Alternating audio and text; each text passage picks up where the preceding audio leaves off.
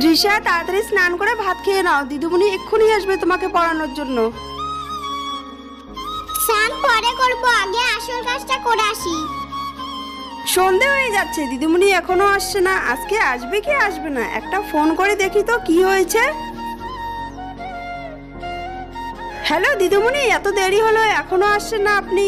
দৃশ্যা আমাকে বললো আপনি নাকি খুব অসুস্থ, হাসপাতালে ভর্তি আছেন, তাই আমাকে কালকে যেতে বললো। আচ্ছা ঠিক আছে। দৃশ্যা তুমি পড়বে না বলে মিথ্যে কথা বলেছো? দৃশ্যা তুমি দিদিমণিকে কি বলেছো?